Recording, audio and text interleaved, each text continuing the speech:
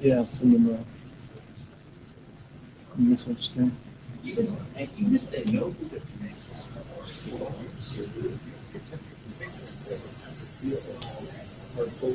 I know the elevators are cut.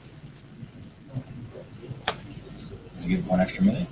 Oh, what's this? You're not like that. No. No.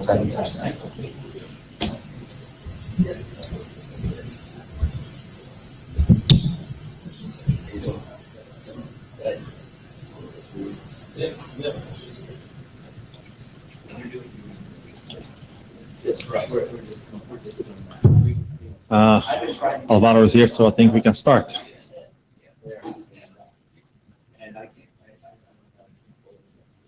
And Randy also stumbles in.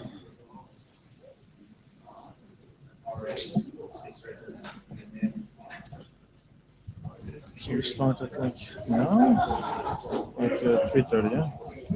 1:50.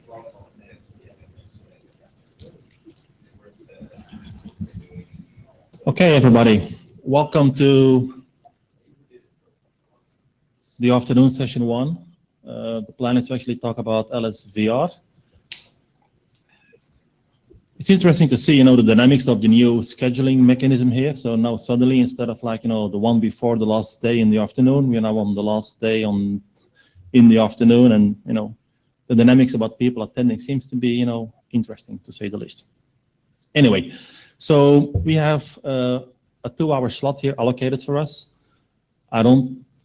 Looking into the schedule itself, I don't think we have like a very full agenda. So with a bit of luck, we'll be able to fill it up. But my anticipation is that a lot of the work actually is being, reasonably, mulled over already, and we probably can, steam ahead, pretty well. So my co-chair right now is, distributing the blue sheet. So please fill it in, so that the next time we actually have a similar kind of like very comfortable large room, which actually fits us all very well. So that's fantastic. So now before we can start off, any volunteers for doing the JavaScript? I see somebody pointing at AC. I see 2 people pointing at AC. Okay. Okay, otherwise, we'll monitor it from our end here, so that's okay. Anybody willing to do like minutes?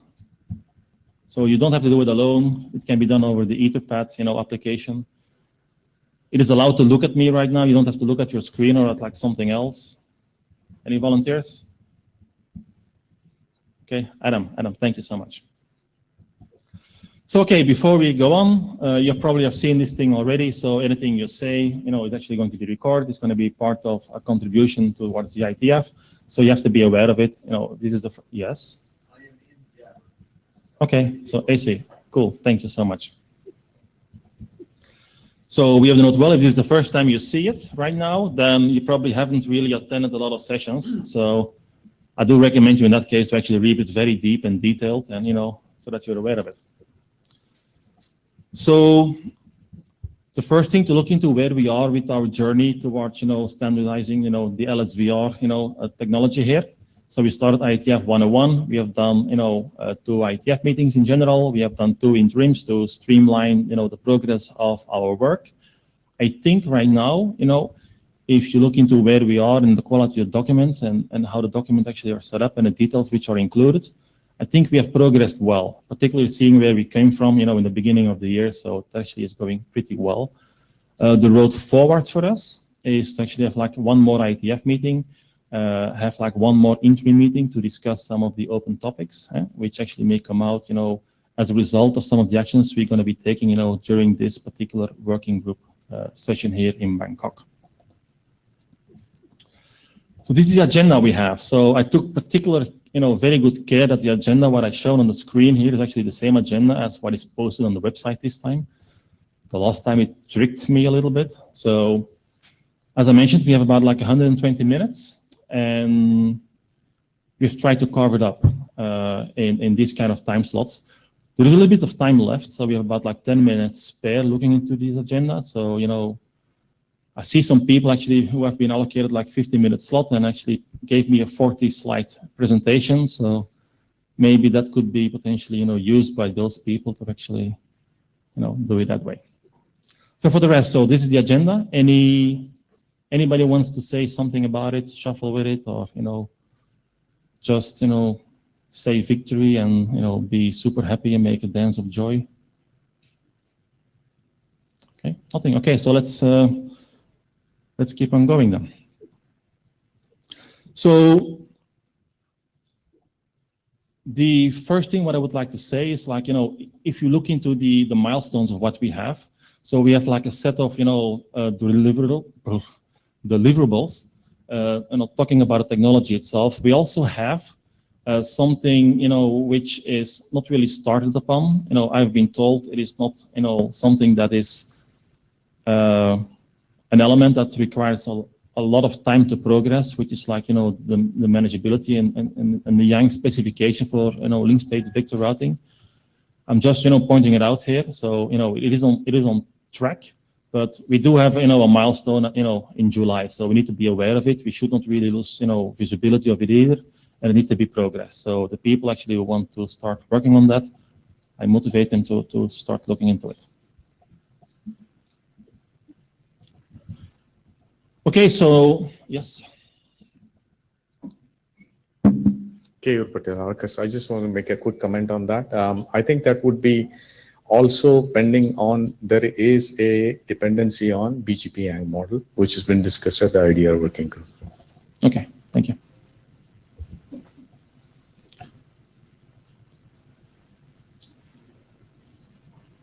Okay, so looking into your agenda, then actually we can start with our, first presentation here, and that is to give like a 15-minute, high-level overview of some of the conclusions and discussions we actually had, during the interim meeting in October itself. So Jacob will be, presenting this, out of wherever he is based in the US. It's like very late at this side of the planet, so that's why I put him first on the agenda. So this will be a remote presentation, so for the next 15 minutes. Hello, Jacob. You can hear us? You can talk? Yeah. Okay. Hello, can you say something? I'm not hearing you.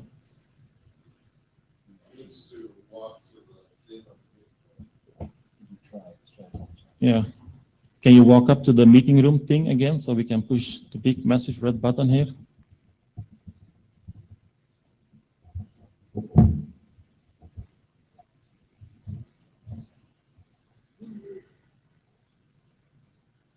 Sorry for this.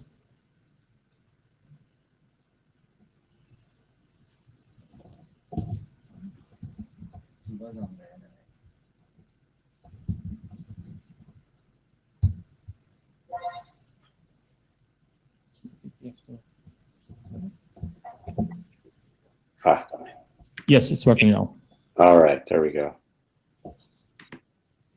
I have audio, I think, but not video, it seems. I have a... Can you hear me okay? Yes. Okay, perfect. So just tell me which slide, you want to beam, okay? Okay, so I'll tell you next slide, I guess. I can't see the slides as you show them on my screen. I think there might be some browser issue or something, but we'll try to keep in sync. And I won't need 15 minutes. So so as you know, if you go to past the title slide to slide number 2, so the meta meeting info slide. Yes. All right, so we met on October 1st in California. In the morning, met for about 2.5 hours or something. There was 10 of us and the 2 chairs. And as you already provided the where are you, obviously in IETF 103, and these are the updates from what happened in interim meeting number 2. So you can go to the next slide there, Gunter. So on slide number 3. Yes. The intent, of course, with all the interim meetings is to continue to drive the deliverables forward. And to that end, we met and discussed the link state discovery protocol. We did a deep dive in that. Randy provided a lot of updates, starting with the requirements that we're building after we build the draft, of course, as he says in typical IETF fashion. Went through that and had a number of updates we'll talk about, our discussions that we'll talk about here in a minute, and then went through the draft. That was the majority of the discussion, and Kior provided some updates that were made to the BGP SPF draft in response to comments that have been made from various reviewers. And then we finished with some security requirements and discussions that we'll talk about here in a minute. So you can move on to slide number 4. So the link state over Ethernet requirements, we did a basic review of the requirements, essentially coming to the conclusion that 1, it needs to be simple. We need layer 2 liveness and simplicity. We need to be able to discover nodes and links. And of course, that should be simple. And we need to then discover encapsulations and provide some northbound API to BGP SPF. Throughout the discussion of the requirements as well as the actual draft review, we kind of kept coming back to this need for, we think we need something security related, but we don't really know what it means. And we came to some conclusions that we'll talk about providing some hooks. And then Randy did a review of the other options that could be used for this kind of thing, and none of them quite seemed to fit what we need for Lsvr.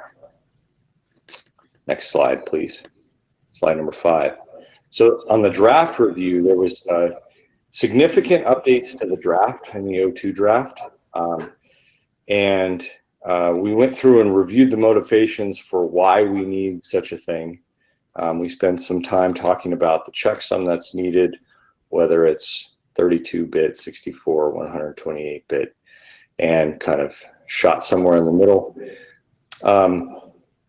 We talked some about the changes that were made around the interlink ether protocol, particularly around we need to assume that we should always expect a new node and how that should change hellos and so forth. Again, spent some time talking about security and authentication, which was the introduction to what we've called the security blob.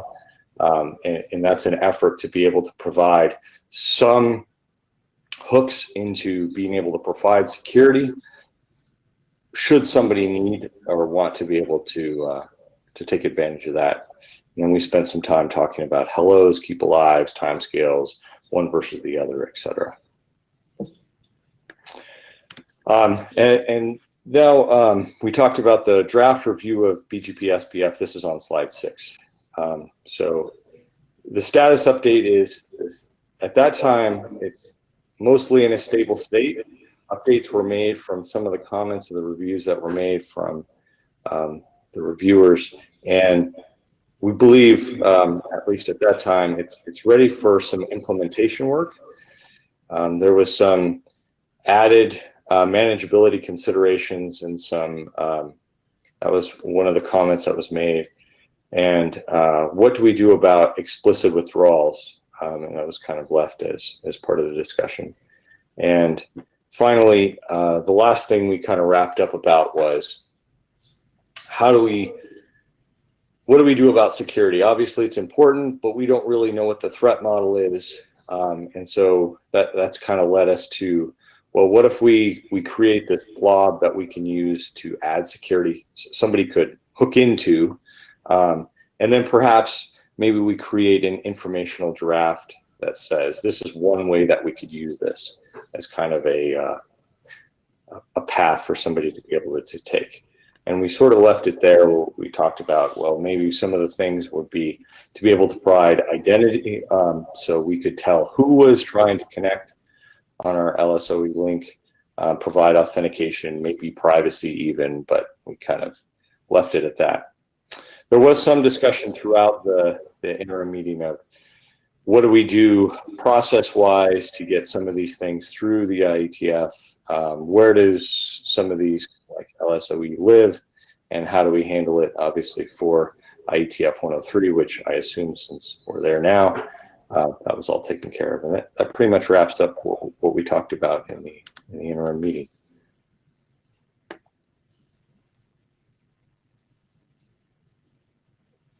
Okay, so thank you for that, Jacob. Absolutely. So I see nobody at the mics here. So that means you, yes, wrong. Randy is at the mics. Randy Bosharkis. Jacob, there have been further thoughts on security, and I'll present them shortly. But credit should go to Eric Klein for bringing up the issue. Thank you, Randy. So, okay, Jacob, that's it. And I think you actually can go to sleep at your side of the planet. Thank you for this.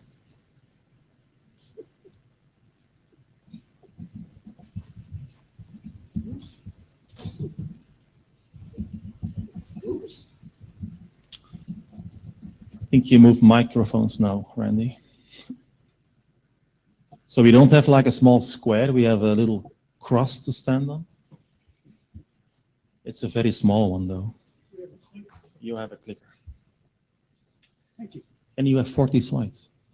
Actually, a bunch of them don't belong there, but you demanded my slides, so I gave it to you before I was ready. Okay, thanks.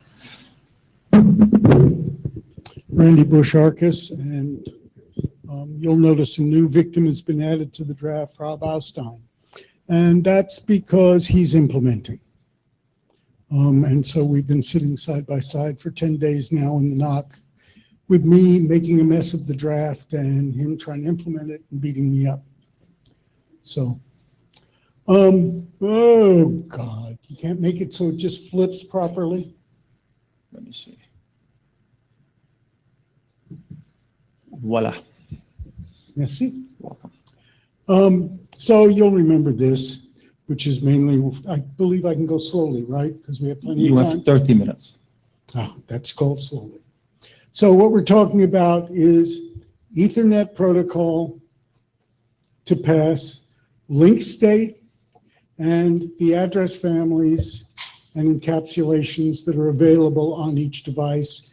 And it'll be pushed up to BGP, SPF, or some upper layer protocol to actually communicate between devices. So to form the topology of the network, et cetera. So what's new and different? New data framing. We now call the message, the entire application message, the traditional name is a protocol data unit, and it may occupy multiple datagrams because of the MTU or other limitations of an Ethernet frame. And they get reassembled, and they can be reassembled into, the datagrams can be reassembled into a PDU because each one has a number and a length and a checksum. So it's kind of like UDP, okay? And there's a flag that says this is the last one of a PDU. So if there's a nice short little datagram, there'll only be one datagram with the last one flag turned on. Okay. Every datagram has a TLV.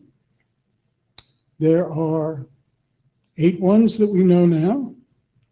And the thing that's interesting is this used to be called an encapsulation act, and now it's called an act because it will be used for more than encapsulations. And the sessions are made clear because open is act. So it now becomes you send me an open, I send you an open, each of us act to each other. We now have established a session instead of this kind of spacey thing where I got an open, so I think I can talk to you, but I don't really know. So we now have sessions, and this is this diagram I've been showing all along. Why is that one behind? That's exciting. Okay. I click again, whatever. Okay, so the hello has changed in that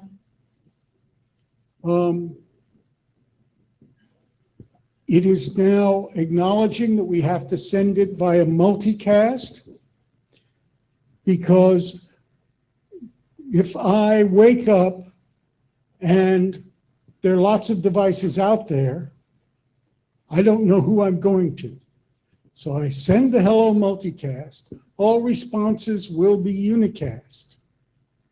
But there's an issue that there are multiple kinds of multicast. The two most interesting to us, and we're getting Paul Congdon's help on deciding them, are: does this multicast Ethernet frame pierce a switch or not? In other words, is it only good on this Ethernet point-to-point link, or can it go across switches? And that, we presume we will make that a configuration option for the device.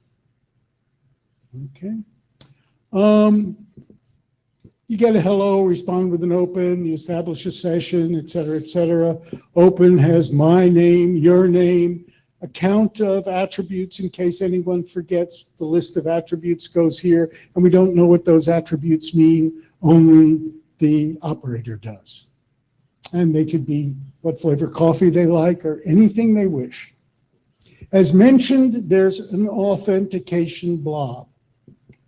I'll get into this a little more later. One thing that could happen is I could wake up, find myself that I've got a TPM, go over my management interface, and ask the TPM God in the sky to sign a certificate with that, and I put the signed certificate chain down here. Otherwise, I could take my public key and just stick it in there, and we do what's known in the security community as TOFU, which is trust on first use.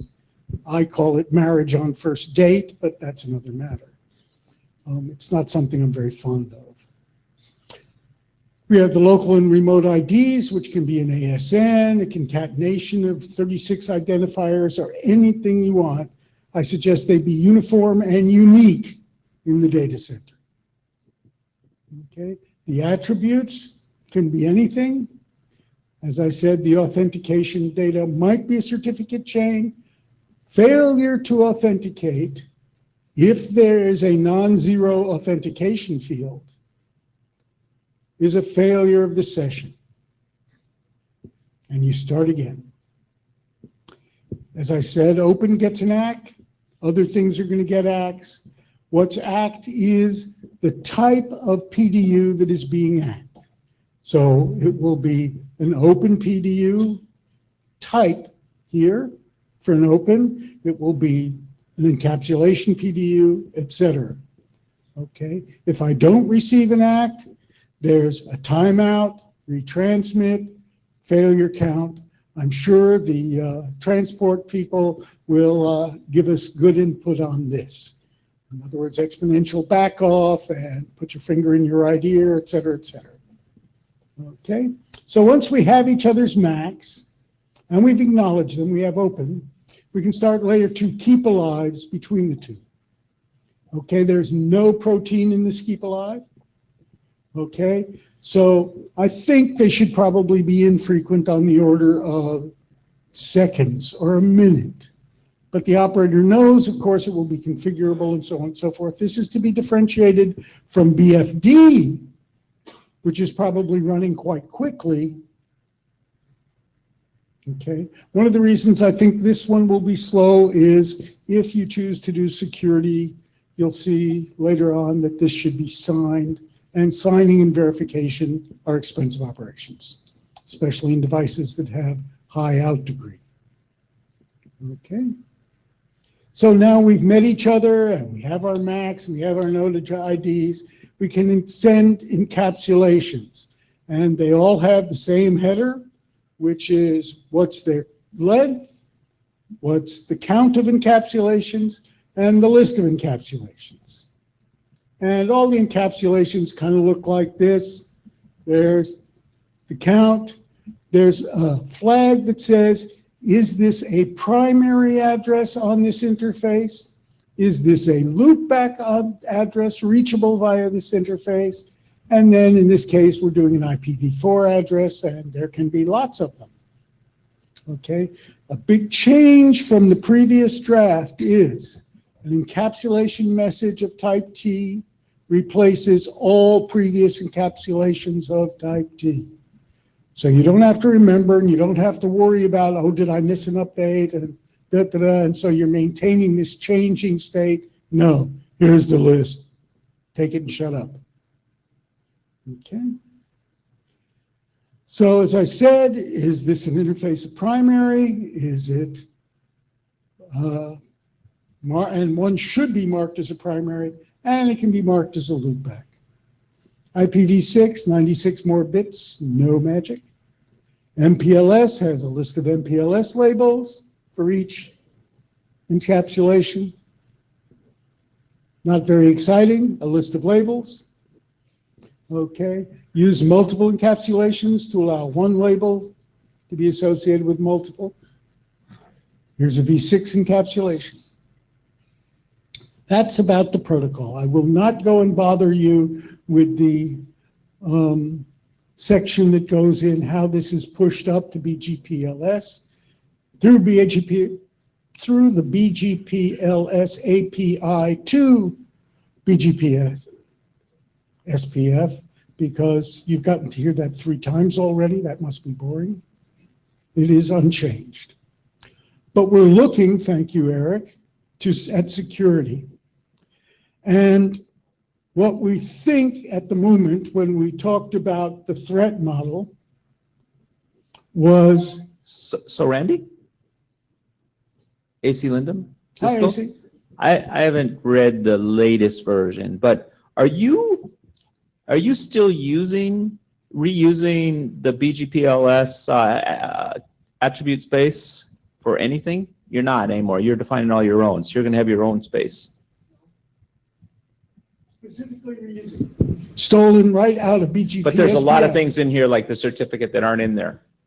The certificate, well, this is this Yeah, slide. right. Okay. Okay, what is the But- purpose of the security? The threat model we have here is, are you on the link, the droid I was talking to yesterday? Okay. Not exchanging security stuff up at the SPF level. Okay. Okay. So there's no yes, need yes, to okay. move the security information. That's not northbound. We can. I know that. Okay, we got to talk about that. Okay, so you're calling these encapsulations. That's different terminology than in BGPLS. So you're still but you're calling them encapsulations, but you're reusing all the TLVs from BGPLS, right? Not all of them, certainly. Sorry, some of them That's like a very target-rich environment. but the link, all the link identifiers from the BGPLS. I'm familiar. Yes. I've implemented Not that. all of them. I've implemented BGP. No, not all of them. I see which ones. Okay, but you are using the same space, the same IANA register. Correct. Yeah, okay, good. Okay. Just stole it right out of BGP SPF. KR can beat you to death on it. Okay, but so hold on. So it's actually before you. Oh, Sorry. So you're on. Hi, Susan. Oh, okay. Randy, does the change in the structures, I counted 8 or so different changes from the last time, when implemented, what's the timing on it? Are you seeing the level of time that you need in order to make sure you get the appropriate second or sub-second failover? Currently, A, it's configurable. B, that's the kind of thing where you do BFD.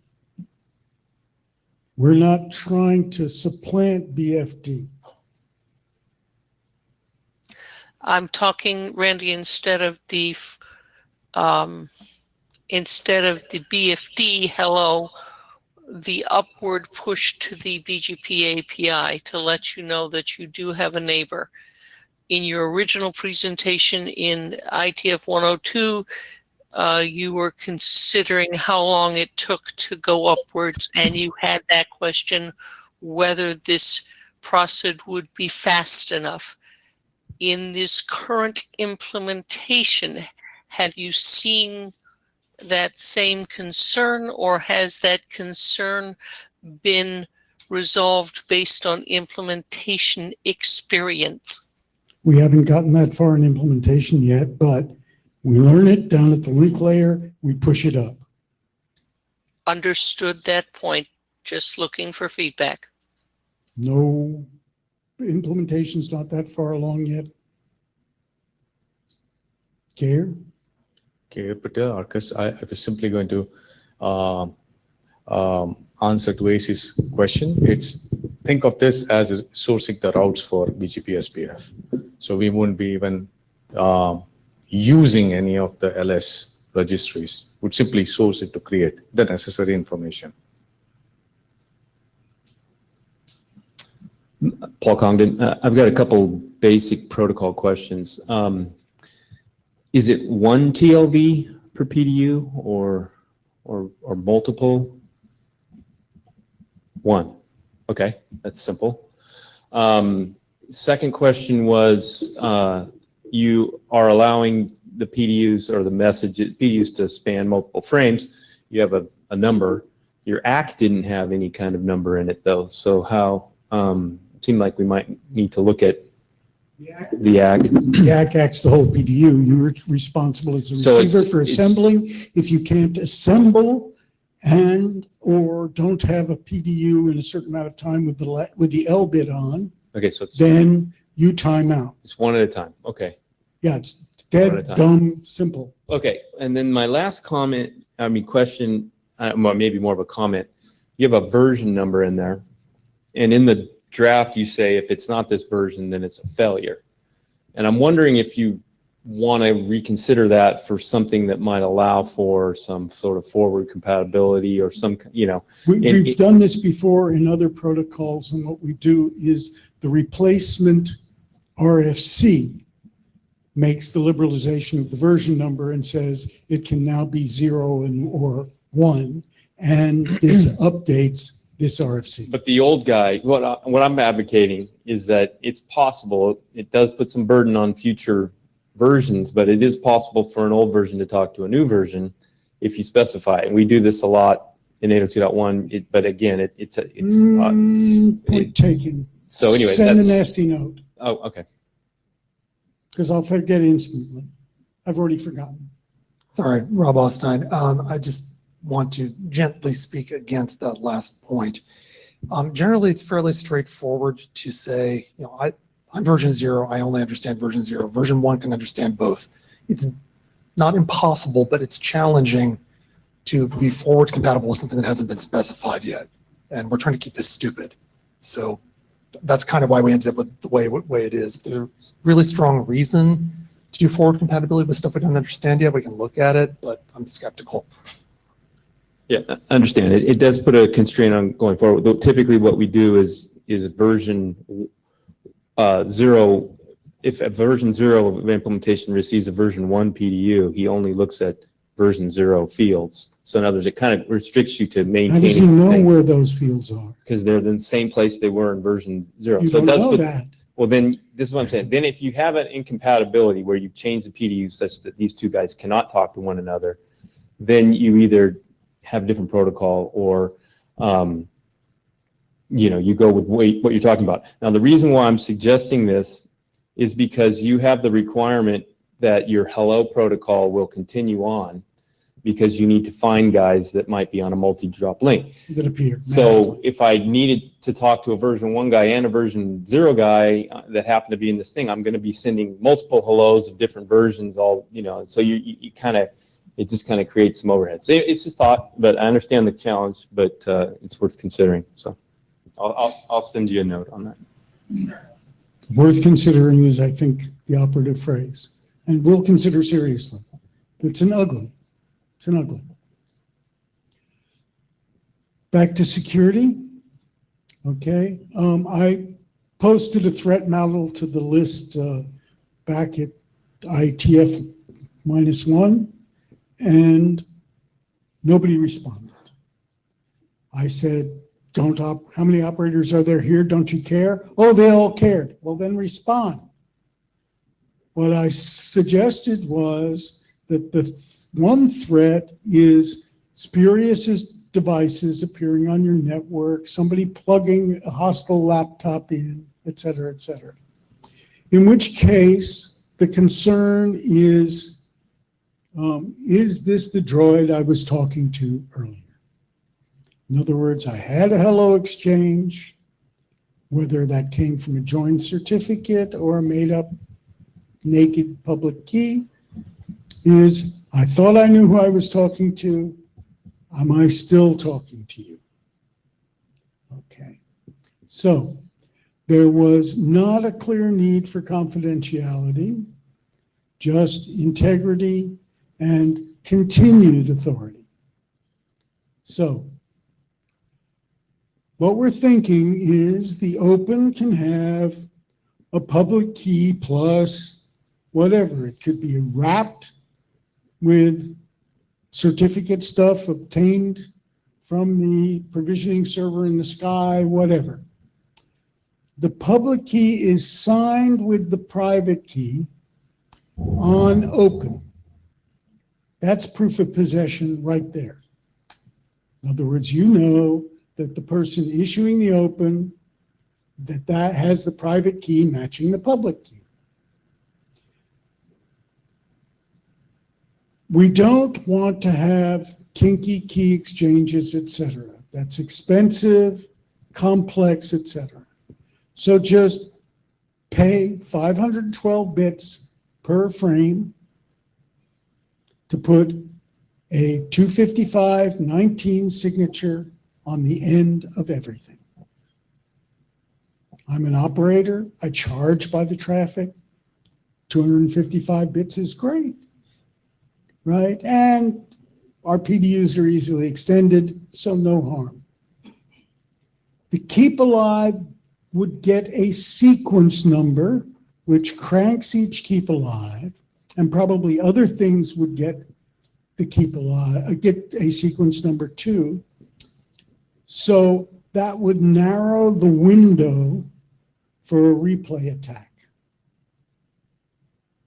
Want me to drill down on that one a little? Everybody's either bored or understands replay attacks. Okay. What's not here is we probably dump the checksum because validating the key is sufficiently equivalent. Okay. Maybe add a proof of possession challenge response PDU pair. So we drift on, even though I'm fairly assured no replay is happening. Do you really have the private key for that public key? It's a cheap PDU pair. Desperately would like some feedback on this one before we dig it in. Also, do we want to put this in the Lsvr in the LSOE protocol? Do we want two different protocol drafts? Alvaro's looking at you. Hi, Alvaro Tana, routing AD. Security should go into the same draft, right? So that we know what you're protecting the protocol with. And I just want to say another thing. As you consider this, and I know that, as you said, no one has necessarily given you a lot of feedback, but also think of not just when this is used, because this is the base protocol spec, not when this is used only in the data center, but if whatever be used somewhere else, right? So for example, confidentiality, right? You mentioned that maybe there's not a need for confidentiality in the data center. No, I didn't ask the data center that. What's confidential about these data? I'm just saying. So yeah. What I need you to do is, if you don't think there's anything confidential about this data, and I tend to agree, then please justify that in the draft, right? So that, it's easy to not just ask why isn't there, this in the security, but to understand why, the justification behind that. That way we should avoid, discussions that we don't need to repeat too many times. Don't go away. The current SecCons, in the current non-secure draft, says this should not be used outside a closed wall data center because you don't have authentication. Okay, this will help you towards that.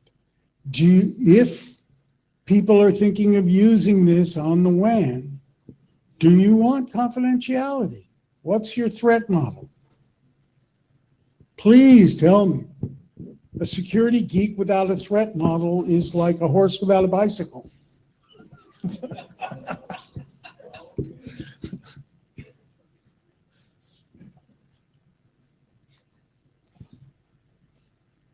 Okay, now we get into the boring stuff that we had from last time. Nothing has changed. So I'm kind of at the end of it. I'd really like people's feedback on whether we do this at all. What's the threat model behind it? Do you want confidentiality? Do we separate this into two versions of the protocol? Or is this okay? And remember, this means every PDU has a signature calculation and verification. We're specifically thinking of an algorithm which is fairly cheap to do, well, fairly, 255.19. 255.19. You do 255.19? I don't get the reference. Oh, sorry. It's a crypto algorithm. It's not RSA. Rob Austin again. That actually segues into a question I was going to ask. How many people in the room have any clue about the difference between signatures, message authentication, checksums, and that sort of thing? Okay, a few. So I want to spend 30 seconds on why we did the design we did. It boiled down to a choice between doing the stupidest, simplest possible signature over the messages or having to do some kind of complicated setup to negotiate a session key. And if we were willing to negotiate a session key, we could do something like HMAC instead of signatures. The problem is when you start looking at it and you start asking people who know what they're doing, the advice boils down to either use TLS, which is kind of heavyweight for this, or by the time you're done doing all the things you need to do, you will have reused TLS, you just aren't admitting that. So we chose to skip all of that. The price tag for that is we actually have to compute signatures on every message instead of doing just one setup for its session at the beginning. So it's a deliberate design trade-off to keep this as simple and stupid as we could.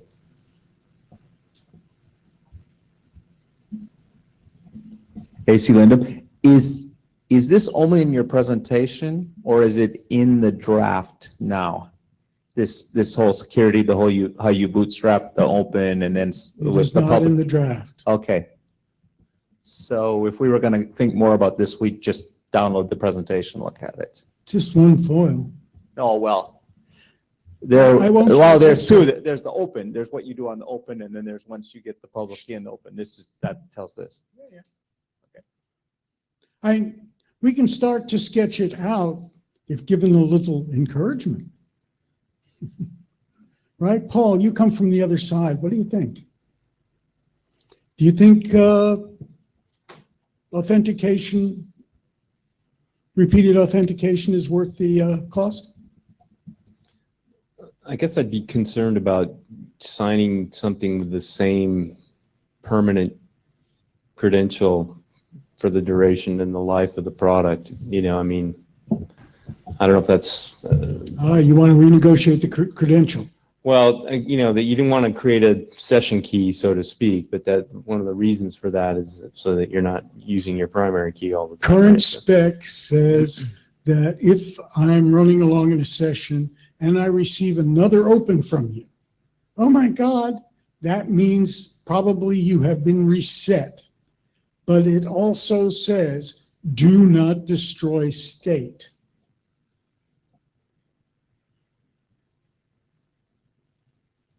So that could be finessed into a key change.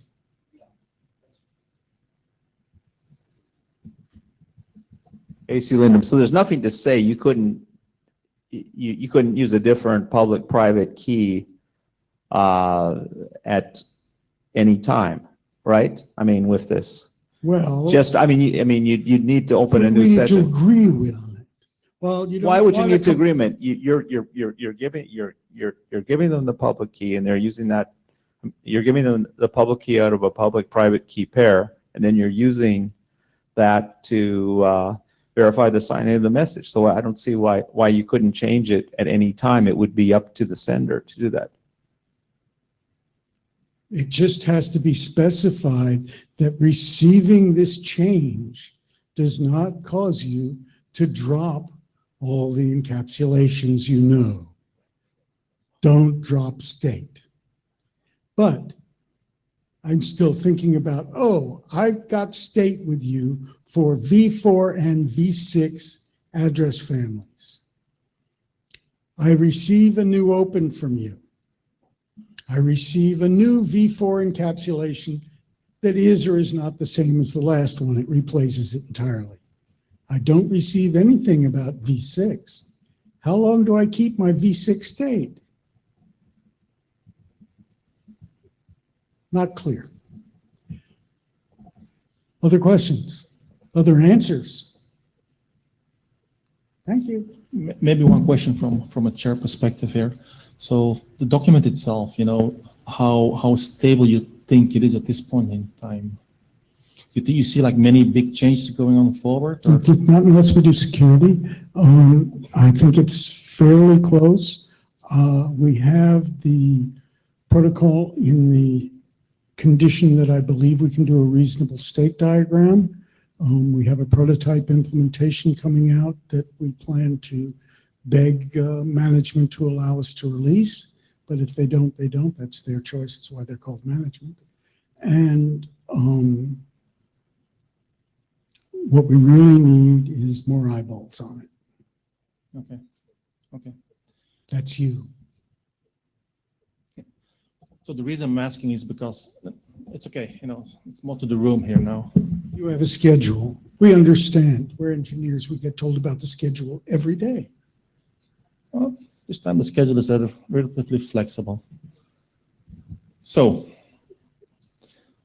the reason I'm asking is because between, the last couple of, the last IETF meeting and where we are right now, there have been a few things, being discussed from, a BGP, neighborship, discovery. How do I do this here?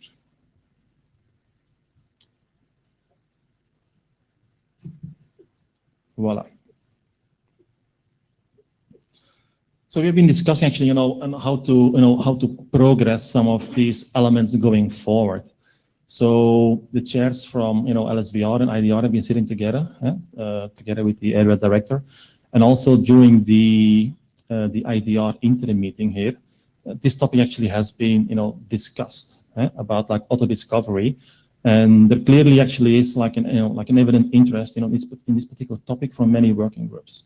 So the next couple of slides, I've sort of like, I've stolen from the good work from John Scudder, what he actually has used during his IDR interim meeting. And at the end of, the 4 or 5 slides what I have here, I'm going to go over it very quickly. I would like to plan, our way forward with this technology itself. Okay? So in IDR, actually, it was discussed that indeed, there's clearly like, interest, from a lot of working groups to actually work on this, and also within Lsvr itself, a technology like this is not really chartered. Now we're a little bit open in our, charter for this, so we can potentially, plot something in. And also from an Lsvr perspective, I really think that some of the deliverables of what we have and the embodiment of that and the real operation needs to have something like this, because otherwise it's going to be very hard to do a technology like Lsvr. So now looking into all the different options we have, and there are like many different ways of, skinning the cat here, our, area director has been very smart and realized, why do we need to actually, if we can have like, do only one, that would be better from a technology, progress perspective, and it would make things, easier for, for everybody else. So that's a very good, vision and a very good view. Now, at the same time, we also need to look into where we are, what Lsvr is doing, and some of the other working groups, because we actually are like, developing something relatively new. And from that perspective, our, technologies we use going forward may be a little bit more newer also. Okay. So now at the same time, like in IDR, there's like a whole set of different kind of proposals being, talked about, in this space of auto discovery. So they're still comparing, on what would be best for them. Now, all of these different all these different proposals, they can be like mixed and matched in different ways. So they haven't really converged into like, what is the best for IDR? Yeah? So they still need to compare, like, okay, what are the similarities? What are the differences? How to use it best and how to progress those things. Yeah? So they're not there yet, so they haven't really converged, and it is a little bit unclear, like, when actually there will be like a convergence, in their direction. Now, at the same time, if you look into the requirement itself, from all of these different teams, you see like one particular requirement, and the one which actually all of these actually have is that, it's mainly to actually trigger, the bootstrap on a single hop eBGP. That is the main common thing. Now, of course, if you look into all of them and you put, all of the requirements into a union, it's a much bigger pool of things. It's something like, like carrying, buckets of water towards the sea. It's a lot of requirements. So that being said, so from an IDR perspective, and again, I've copied these slides here from the IDR working group. I do have something on the back of this. Yeah. So they haven't really converged, which direction to go yet. So there are a lot of strong opinions on where to go and what to do. They are going to be planning like an interim meeting to talk about this. Now, I'm not really sure it makes a lot of sense from an LSVR perspective to actually wait upon them until IDR actually converges to something, because also the requirements are going to be vastly different from our requirements. So Randy has, like, in the last couple of, LSVR meetings, been talking about requirements and, what we actually need. So go AC. ACE of Cisco systems. The one place where there's an intersection here is because it reuses the BGPLS TLV space, you need to have an agreement to be able to, I think there may be, like you said, there's different requirements, more requirements. You're going to have to be able to add at least attributes, and just an agreement that we'd be able to, by we I mean this working group, use the same IANA space and registries. Okay, thank you. Randy Bush. My reading so far is the BGPLS space covers everything from RTP to Jabber. I think my read is that IDR sees a problem coming. Not a big one, but something that would be nice to solve. They say, this happening over here, it's still, IDR is big and slow and has a large burden on their back that they have to carry. And so I think they're watching and will figure it out, or they will use something else. And if they have input, of course, they should be taken very seriously. Right now, they haven't given us much input, and that's their prerogative. So we're plodding along in our kind of stupid, keep it simple way, and we'll see what happens. Okay, thank you.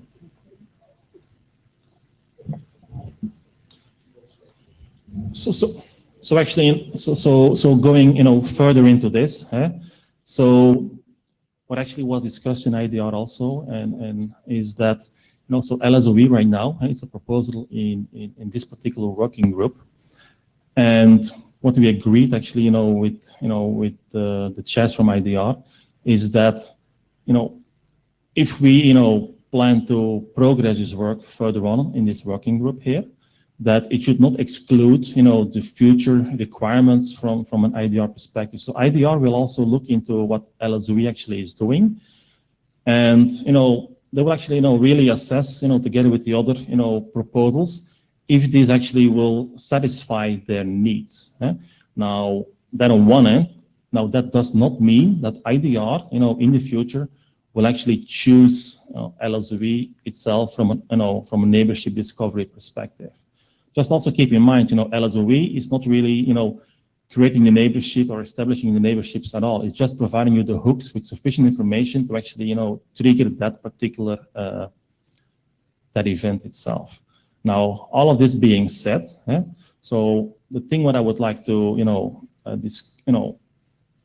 propose going forward is, to understand, to maybe actually, adopt this work in our working group. So that is something what I would like to, propose going forward. I know the charter, it's a little bit, on the adjacency of the charter itself. It probably has to modify, to be modified a little bit. So my plan is to, is going forward to actually, do like a working group, adoption call for Lsvr, unless there is like anybody in the room who is like, is violently in disagreement with such, a proposal. Yeah, Ketan Talawlikar, Cisco. So from the last update to this update, we've seen that there is a transport layer being introduced in LSOE. There's fragmentation and reassembly coming in. Checksum was there, but it's changed. There is an open session, and there is some kind of a session management aspect coming in. Randy also talked about a protocol state machine. There are a lot of interactions with other protocols, like we have encapsulations exchange here, but we also have ARP and ND. The hooks with BGP or whatever application is running on top, they have not been specified as much in details. So I would suggest that the work group wait and look at those details before considering adoption.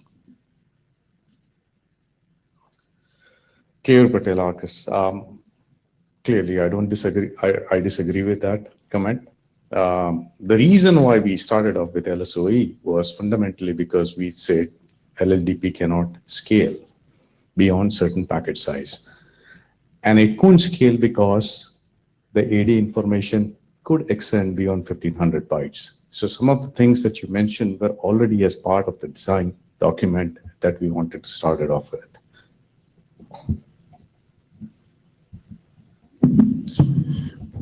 Counterpart Cisco Systems. I brought the auto discovery of the whole network, not just your neighbors, on Monday in there.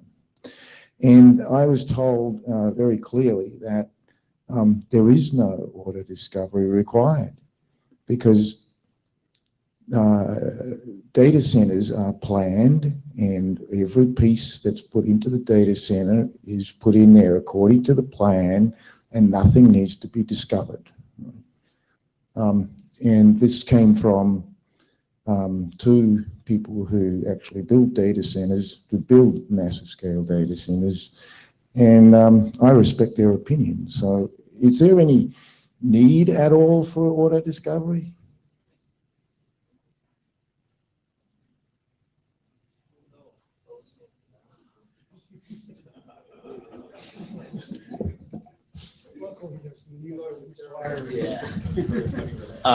There's definitely a need for verification. Hi, Igor Yahoo, of one of the guys that Jacob's talking about. There's definitely a need for verification if something is wired correctly. There's not much need for, it's not so much auto discovery as verification. So we're not looking for something that auto discovers and automatically will start up every protocol under the sun magically. We just need to know if something's wired correctly. And if we get to know if something is configured correctly, okay, cool, that's extra verification. But we actually don't want for protocols to start automatically because we test the network as we bring it up. And unless the protocol will perform all of this testing, like fire 20,000 pings down the link and make sure that it's all clean, there's no errors, etc., then we wouldn't actually want the protocol to come up first. Okay, thank you. By the way, I'm cutting the line, after Ignace. Unless Alvaro wants to speak after that. I don't think anybody's suggesting using this to bootstrap any protocols. There is a wide range of how people build things out. The example I like to use for the extreme centralized end is Jupiter Rising, of course, where everything is blown down to the device. It wakes up on the management network and it's told, here is your world. To Igor in the middle, who has some of that, but also wants to verify it by, you told me that Mary was over there, is she? To folk who want to do fairly complete discovery, not start protocols, but fairly complete discovery so that the protocols which do start can then use those data. I think all of those are reasonable places. This is designed for the second to the third. Woo! Ketan Taraudikar, Cisco. To answer Keyur's point, this could use IP or UDP, which is what one of the other proposers is doing. And I have not seen and it could really do all the functionality without having the complications, leverage existing stuff, ARP, ND, IP, fragmentation, reassembly, all of that.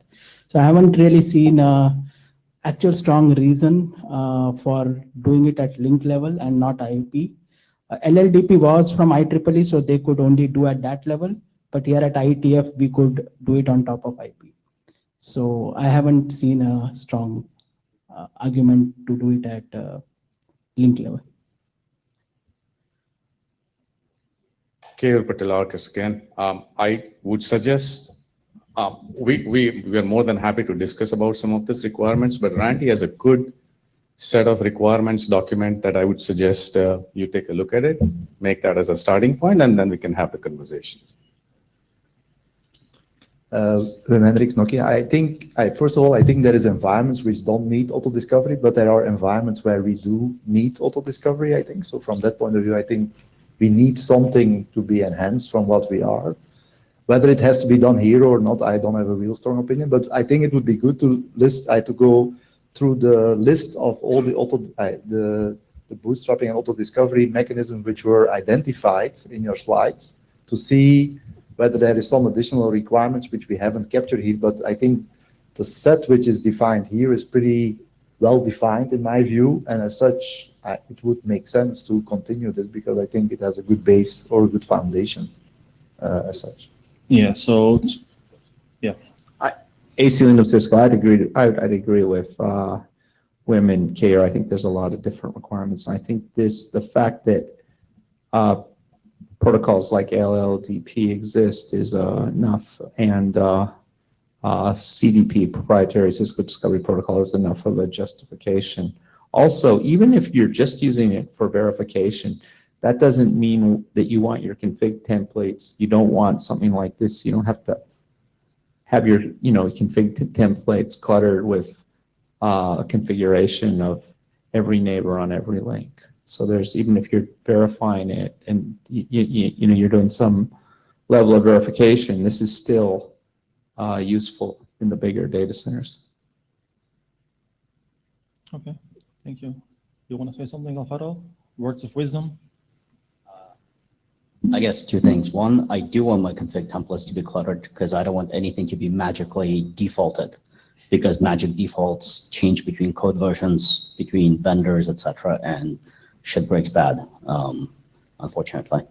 But I do want to say something. So we do need auto discovery from a verification perspective. The question now is, what do we want to auto discover? And what are the limitations of the current protocols? So if, for example, LLDP is limited to 1,500 bytes, and at some point we might have 70 IP addresses on interface, v4, v6, etc., and it doesn't fit in 1,500 bytes anymore, we've got a problem.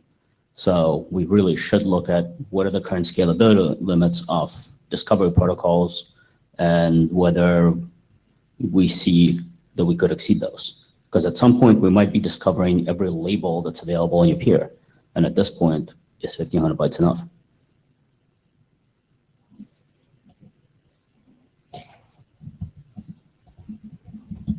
I'll go to the rolling. I'm assuming the next thing you're going to say is you're going to ask question about adoption, right? I mean, you started the discussion by saying that. Yeah, Is that what you're depends on going what you're going to be saying. Well, assuming that you're going to say that, Words of wisdom. I don't know if words of wisdom, but what I want to say is that in one of the other slides that this are slides from IDR that John made, he said that I suggested that we have one protocol. I still would prefer that because it's easier for everyone to do one thing. However, as he finished saying in this slide, the recommendation from the chairs is that we don't delay the work, right? That we go ahead. Now, what that means is that if this working group decides to move ahead with LSOE, there is a probability or a possibility at least that we might end up with more than one discovery protocol, right? There's a possibility that IDR will say, okay, let's use LSOE to discover, BGP sessions in general. But there's also a possibility that IDR will say, we'll use something else. So we need to keep that in mind. That's the decision we go, that's the way we go. One of the things that we did discuss somewhere, I think maybe it was in the IDR interim, is that of course if that happens, it would be nice for BGP to be able to get discovery information from any of the protocols, right? And still be able to come up. So one thing that we need to keep clear, and I think if I remember correctly, but if not, you can check the minutes from the IDR meeting. It was suggested there that maybe in a separate document somewhere, that type of information was documented so that we know that we need X information to boot up or to start a BGP session, and so that the protocols that are discovering provide that information. Right? Otherwise, we end up with not just multiple protocols, but protocols that don't do the same thing or even have similar functionality. We had also discussed, just to give everyone the whole picture, the fact that because the initial interest was in this working group, and assuming that LSOE is the one thing that we would have chosen, that of course we could start the work here. You have the first, the basic protocol and the initial requirements, and then other people like IDR or whoever else wants to go use the discovery protocol could add that. So what that means, and of course Randy and the other authors know this, is that the protocol obviously has to satisfy initially the requirements from this working group, but has to of course be extensible to satisfy whatever else, right?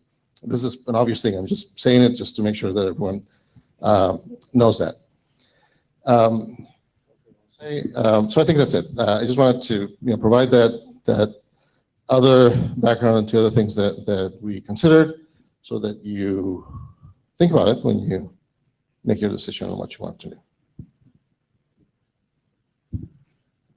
I have a question. Has anybody actually done an analysis of what's missing between LLDP and what LSOE provides, and if it's possible to retrofit it and or rev to LLDP version 2 or whatever? Because I think all of us would rather have fewer things on box that start up and try to do the same thing at the same time.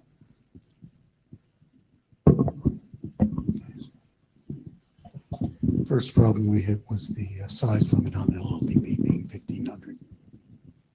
So just It's IPR barrier, not a protocol spec barrier. So is the goal for LSOE to provide every bit of data that LLDP has and then do more? Why not? Why not just replace it? It should not No exclude. proof of termination. LLDP is a pretty rich, et cetera, protocol. Do you really want to do all that all over again? Yes is a perfectly valid answer, and we can start talking about, I'm sure all of the chairs want us to complete this so they can get LSVR out the door, and then we can do a version 2 that tries to replace all of LLDP, and that's possibly a perfectly valid path. My concern is, so if you're going to have LSOE and LLDP, inevitably that's 2 discovery protocols. I guarantee that at least one of us large content guys is going to have to start writing stuff that trues up, reconciles between them. And the second you start doing that, all of us will, it's a lot of work, and all of us are going to wonder, why are there two? Why isn't there one thing to roll them all? And what happens when they disagree? Because at some point you're going to change an interface parameter and one of them will pick it up first. So, Keyur Patel, Arcus, when we started off with this work, it's a classic rat hole if you start with that question. In sense, that's a valid question, but the kind of information we wanted to exchange was a configuration information and maybe some network related information. So we weren't looking per se to replace everything that is there in LLDP and augment it in LSOE, but we wanted to carry this information which is specifically auto discovery related. Now, protocol is designed and it's quite flexible.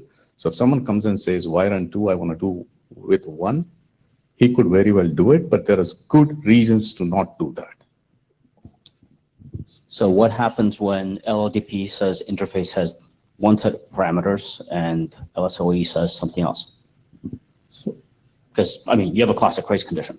So I'm thinking, we have to look into scheduling here a little bit also. I'm not really sure if, this discussion can maybe be taken offline. I have sympathy with that, but all I'm saying is trying to replace LLDP is not something you want to do in the short term. Certainly willing to discuss it in the midterm. That make you happier?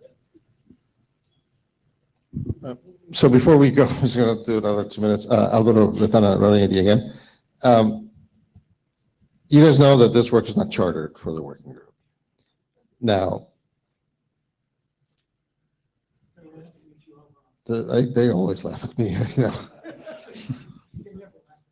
But it's not chartered anywhere else either. Now, again, with the intent of not delaying any work or anything else, and because there has been a lot of discussion in this working group, we're fine with doing that. Because it's a layer 2 protocol, the other thing that we have to do is we need to liaise with the IEEE. Paul has obviously been helping us. He doesn't completely run the IEEE, just some pieces of it. So we have to liaise with them. Tomorrow, actually, there is a coordination meeting.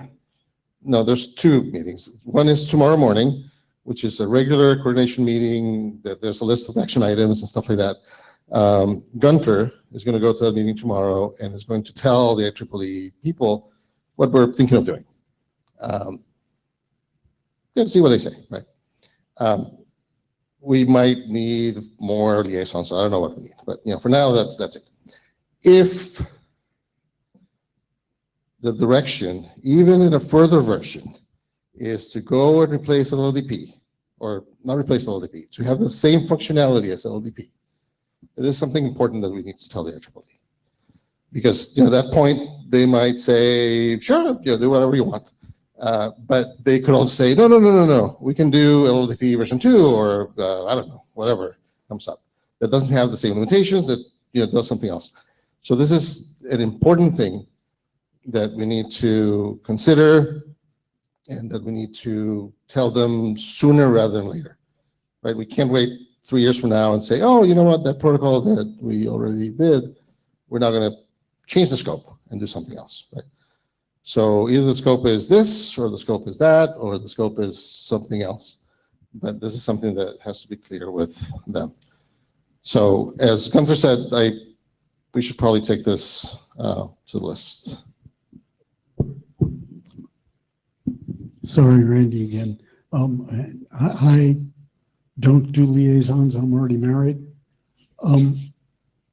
And my job here is to make the internet better. If IEEE wants to take up some of that load, I am infinitely lazy, right? I'm perfectly happy. I would even work with ITUT if they would be helpful. Yes, really. Okay. So listening to everything here, what has been said. So I'll be taking to the list to actually, do like a working group, adoption call for this work. Now, that being said, the working group adoption call will be, around the requirements we have for LSVR. So some of the comments of what I heard are like very valid, but they actually, are coming more from the perspective, from an IDR perspective. And that is discussion, which needs to be held like, the working group, because as what was discussed during the interim in IDR is like they may or may not, choose the same solution as us. Hopefully, what we're going to be choosing will be, simple enough and will allow extensibility to be helpful for them all, for IDR also. And that is definitely something we need to target for. And that's what Randy was mentioning also, having a bit more eyeballs around, LSOE would be very helpful also, progressing the work and making sure that actually, does not exclude any future extensibility for drive, to help new working groups, to progress with their work. So that is, that's the future plan.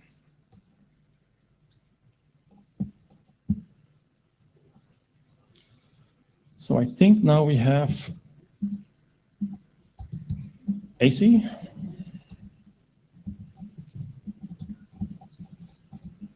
So if you can stand on the star and not next to the mic over there.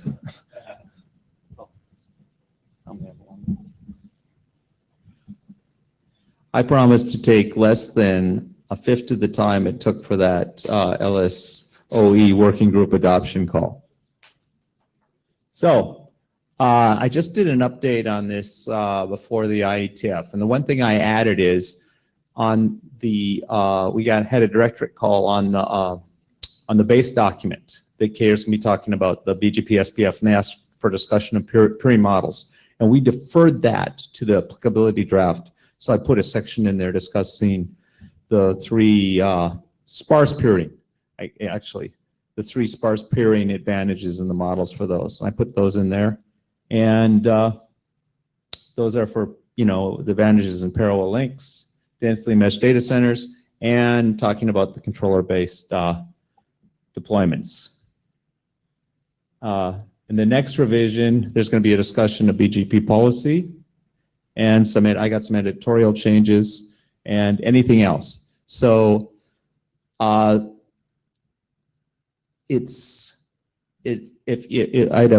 going to, on the next edition, and our next revision, I'd like to get routing directorate review, see if we can get some input. And anybody has any suggestions of anything that's missing from that? If not, we can call it done until, at least for this version. Okay. We good? Mm-hmm. Okay, thanks. Okay, you have about like 45 minutes. I probably wrap it up in another 5 minutes. Well, look at that. So Kevin Patel, I'm going to give an update on LSPR. Draft was last updated in September, right before the interim. We've incorporated comments from OpsDir and RTGDir. It's in a fairly stable state. Starting to look at implementations. Listed out the feedback. Here's the feedback from Fred Baker. Thinks it's ready. There was a minor nit in section 5.4, which was taken care of. Another review from Dan Frost. One of the concerns he listed was he thinks BGP is not designed for the general purpose database distribution. This was more a suggestion to ADs to look for a strategic long-term solution. Peering models were thought to be a little more brief. We have added text for that. We've added text again on the usage of sequence numbers. He thought it would draft would help with some examples. That has been already taken care of. There are tons of timers that are being used in BGP. We have, clearly as part of this extension, some of these timers may need to be augmented or may not need to be used at all.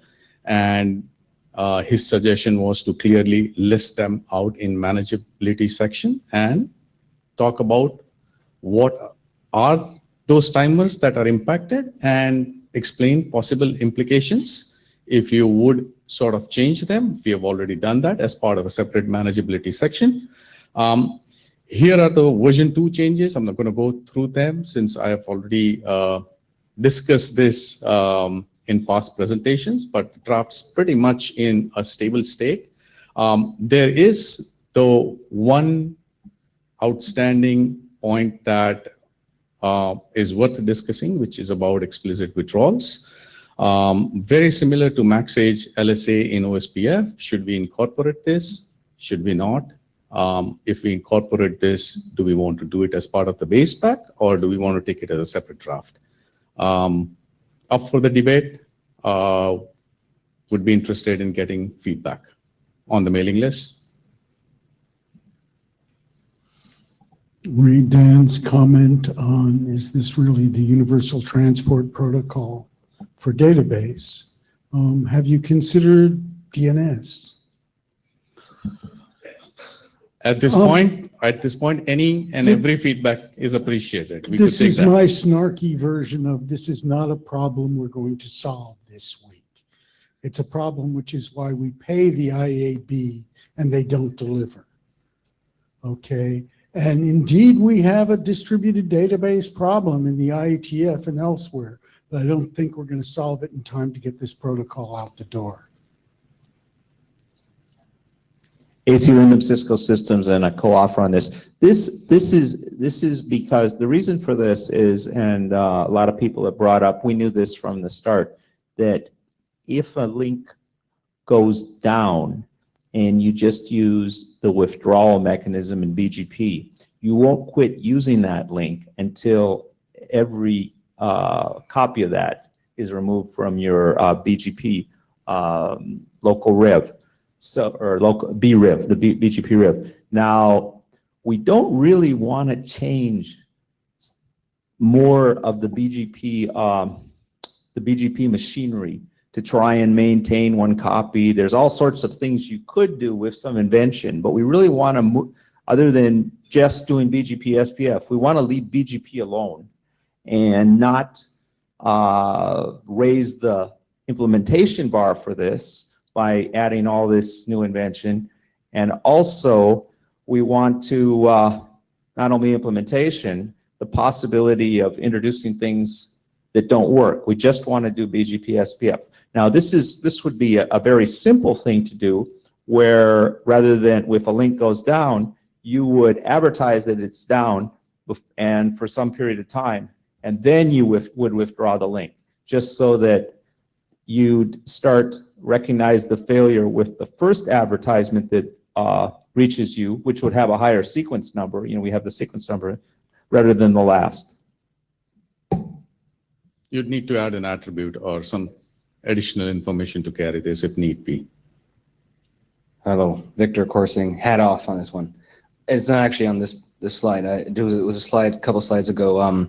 Just a comment on the comment about, you know, is BGP the best protocol to use, et cetera. I just want to, from an operator hat perspective, I think a lot of people forget why operators chose BGP in the first place.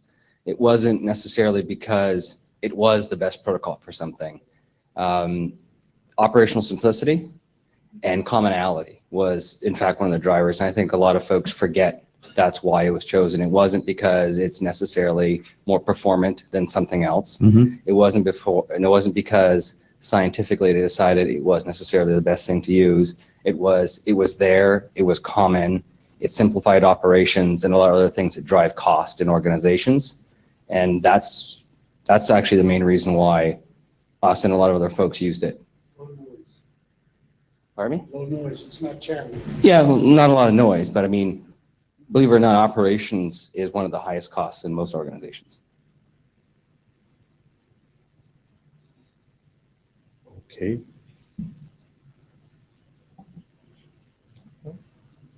Thank you. That's all? Yep. So fast? Yep. Okay, here fast. You could call for adoption of LSOE again. We have time. I don't know if we do. No, but going forward, actually, you know, with respect to this work, so one of the elements that worries me a little bit, with respect to this particular draft, has been, you know, the silenceness on the working group, email list, with respect to comments and feedback and additions and these kind of, little things. That's a bit unfortunate. Now, that being said, both the operational directorate review actually went reasonably well. The routing directorate review went reasonably well. And Randy wants to say something. I'm known for voting with my feet. I'm writing a draft to support it. Okay. So where I was going to is that, where was I going to? Yeah, so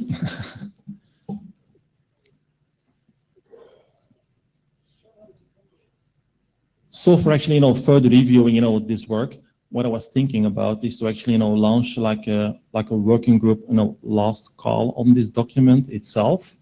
Now, while doing that, so that is something we will start doing on the working group email list as a first a step. Now, something which was distributed also between the different routing chairs is actually to look into the requirement of actually having like working implementation. So that is something we still need to look into if we actually need that for LSVR, yes or no.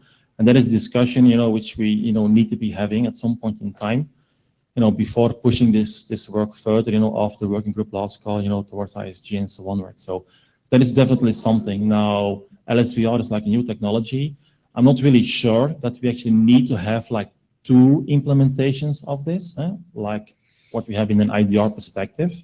Because IDR, the assumption there is that you will actually need to be speaking between all different kinds of vendors, because operators have all different kinds of vendors, while the major use case scenario for this is to run in data centers. And that will probably often result like, one vendor doing most of the work over there. So that problem is not there. So we probably need to have like, one implementation, we actually, which has like something running like this. So that is something that we will be discussing, further on in the background also.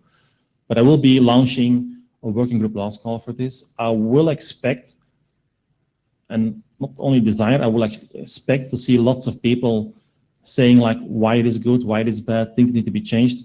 If it is just like 500 plus ones, I'm sorry, that is not going to fly. It will stick, it will stay where it is.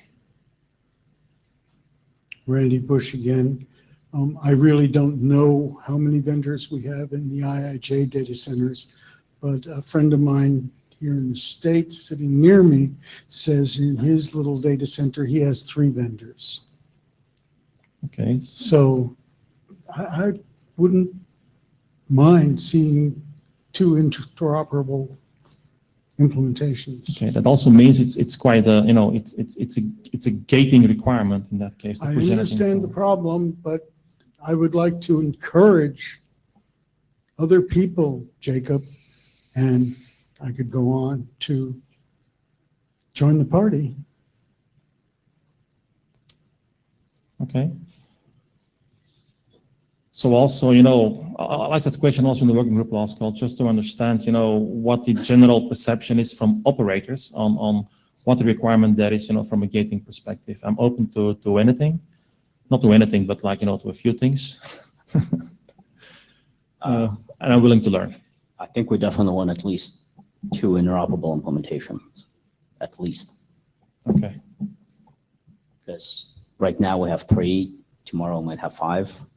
And it would be nice to know that the stuff, if there's only 1 implementation, then de facto that implementation's bugs become the standard, and we really would like for there to be 2 so they could discover their bugs pretty fast. Okay.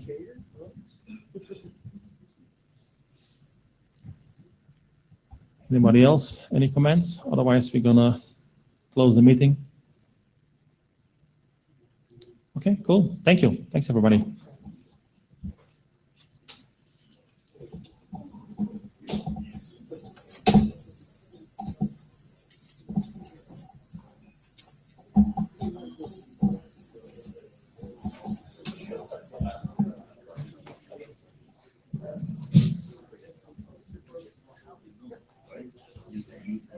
Let's have a little chat.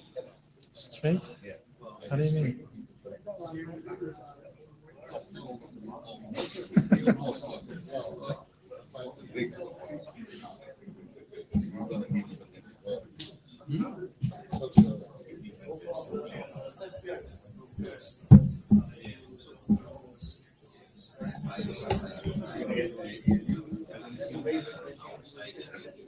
Maybe. Convince him. He has a use case. He has a use case.